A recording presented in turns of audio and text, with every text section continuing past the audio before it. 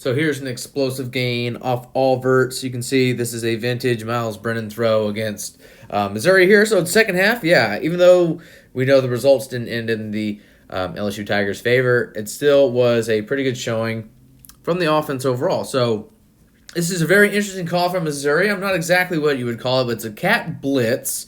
You're going to have this other safety back over top. You're going to have this guy bail and play middle field. He's back, and he's actually going to turn and run with our two receiver here. But you can see how he's kind of up already, and the stack alignment allows us to get a free release and really does confuse this coverage from the get-go. So he's going to have an outward release, and he's going to release down the seam. So he actually gets a free release, so no one picks him up. So because of that, that will pull the safety out. Of course, at the bottom of the screen, we also have another vert.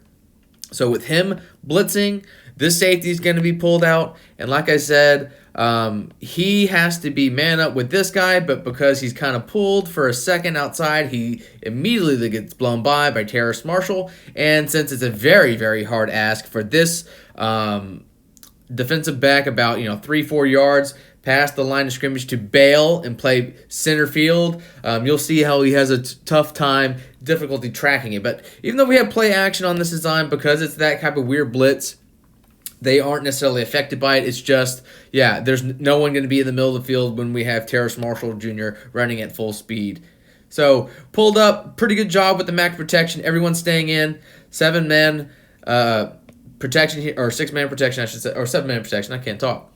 Tight end with our back should be able to absorb plenty and overload the back end as long as we get enough time. So we just get enough beat. As you can see already, there is Racy McMath pulling our safety towards the outside. Terrace Marshall Jr. is already sprinting on by the guy who's supposed to have him. You can see the guy bailing, trying to get middle of the field. His hips are turned towards this way. So obviously, when we're targeting behind him, it's going to be a really tough play for him to track the ball in the air. He spins around, but it's just a beautifully placed ball from Miles Brennan towards space.